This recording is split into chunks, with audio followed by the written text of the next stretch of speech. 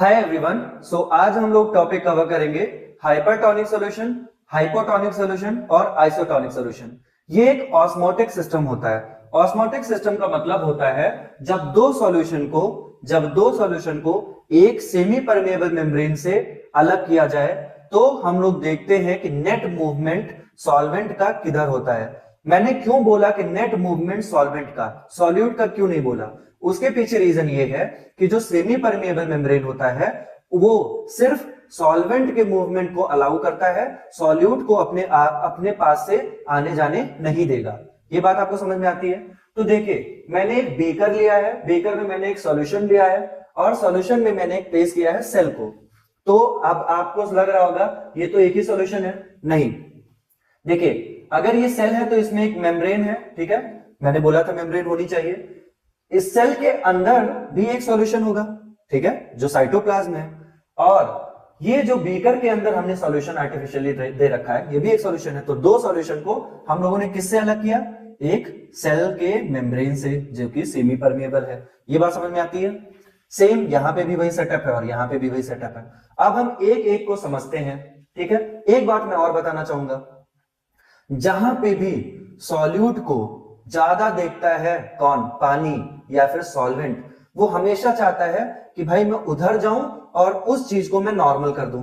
ठीक, ये बात आपको रजिस्टर हुई कि जिधर भी सॉल्यूट का कंसंट्रेशन ज्यादा देखेगा, मान लिया, ठीक है, तो वहां पे क्या होगा कि सॉल्वेंट जो है चाहेगा कि मैं जाऊं वहां पे और उस सॉल्यूट के कंसंट्रेशन को धीरे धीरे नॉर्मलाइज कर दूं, बराबर कर दूं, इक्विलिब्रियम मेंटेन कर दूं।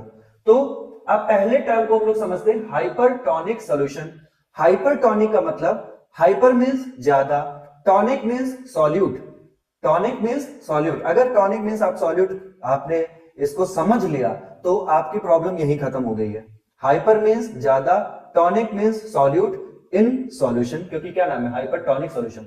मतलब सॉल्यूशन में ज्यादा क्या है, सॉल्यूट। अगर सॉल्यूशन में ज्यादा है सॉल्यूट तो क्या सेल में रिलेटिवली कम होगा? अगर सेल में रिलेटिवली कम है तो सेल में सॉल्वेंट ज्यादा होगा। तो वो मैंने बोला था सॉल्वेंट के अंदर चुल है, वो चुल क्या है कि मैं जो है जाऊंगा बाहर और अब मैं इस सॉल्यूट को नॉर्मलाइज करने की कोशिश करूंगा, तो वही होगा। मैंने बोला कि सॉल्यूट ज्यादा है, सॉल्यूट ज्यादा है, सॉल्यूट ज्यादा है किसमें? सॉल्यूशन में। यहां पे सॉल्यूशन में जो है सॉल्यूट ज्यादा हो गया है क्योंकि हाइपरटोनिक है ना, हाइपर में ज्यादा, टॉनिक में सॉल्यूट इन द सॉल्यूशन।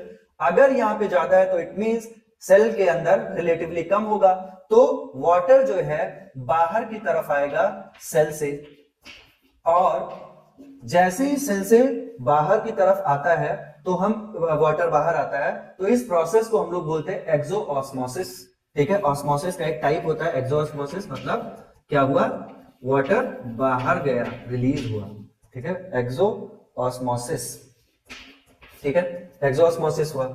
और एक्सोऑस्मोसिस होने की वजह से ये जो सेल है, अब सेल में क्या होगा, ये प्लांट सेल हम लोगों ने ले रखा है, ठीक है, तो क्या होगा, जो सेल वॉल है उससे प्लाज्मा मेम्ब्रेन धीरे धीरे सिकुड़ेगी। क्यों? क्योंकि सेल जो कंटेंट है उसका सॉल्यूशन में, सॉल्वेंट, वो धीरे धीरे खत्म हो रहा है, कम हो रहा है। तो क्या होगा, प्लाज्मा मेम्ब्रेन धीरे धीरे सिकुड़ेगी और श्रिंक होगी, और उस श्रिंकेज की वजह से ये जो सेल होगी प्लाज्मोलाइज्ड सेल हो जाएगी। और अगर ज्यादा देर तक इसको हाइपरटोनिक सॉल्यूशन में रखा गया तो ये सेल की डेथ हो जाएगी। ठीक है, इसका सिग्निफिकेंस भी होता है, हम लोग उसको आगे पढ़ेंगे। अभी इस लेक्चर में तो हम लोग यही समझ रहे हैं कि हाइपरटोनिक सॉल्यूशन क्या होता है, जिसमें सॉल्यूट का कंसंट्रेशन सॉल्यूशन में ज्यादा होता है, तो सेल सैप से वाटर बाहर आएगा, जिसको एक्सोऑस्मोसिस बोलते हैं, और इसकी वजह से सेल प्लाज्मोलाइज्ड हो जाएगी। दूसरा हमारा टॉपिक है हाइपोटोनिक सॉल्यूशन। हाइपो मींस कम, टॉनिक मींस सॉल्यूट और सॉल्यूशन में। इट मींस इस बार सॉल्यूट का कंसंट्रेशन कम है, किसमें? सॉल्यूशन में। तो रिलेटिवली हम इस चीज को समझ सकते हैं कि अगर सॉल्यूट का कंसंट्रेशन सॉल्यूशन में कम है तो हमारे सेल सैप में सॉल्यूट का कंसंट्रेशन ज्यादा होगा।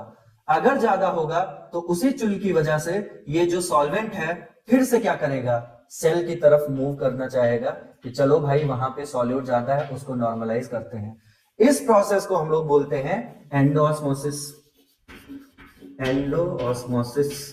और इस एंडोऑस्मोसिस की वजह से, सेल में पानी भरने की वजह से, ये सेल कैसी हो जाएगी, टर्जिड।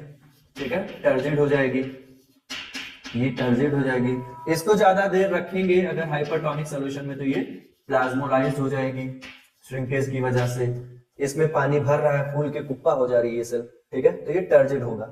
और अब आइसोटोनिक सॉल्यूशन की अगर बात की जाए तो iso means equal, tonic means solute in the solution.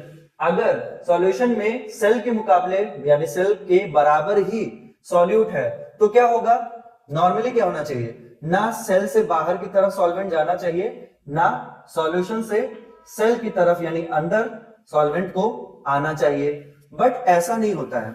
अगर 10 पार्टिकल या 10 मॉलिक्यूल सॉल्यूशन से सेल की तरफ आता है वाटर या सॉल्वेंट, तो उतना ही 10 जो है सेल से सॉल्यूशन की तरफ भी मूवमेंट होती है। इट मींस नेट मूवमेंट तो जीरो होता है, नेट मूवमेंट तो जीरो होता है, बट मूवमेंट होता है, बट इक्वल मूवमेंट होता है मॉलिक्यूल्स का या फिर पार्टिकल्स का।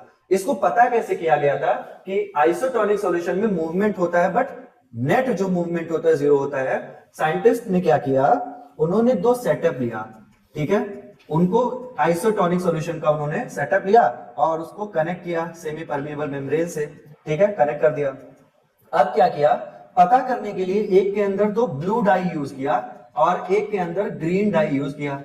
अब अगर दोनों के अंदर एक भी पार्टिकल का मूवमेंट ना होता, क्योंकि इनके अंदर सॉल्यूट का कंसंट्रेशन अगर बराबर है तो नॉर्मली क्या होना चाहिए था, इनके अंदर मूवमेंट नहीं होना चाहिए था।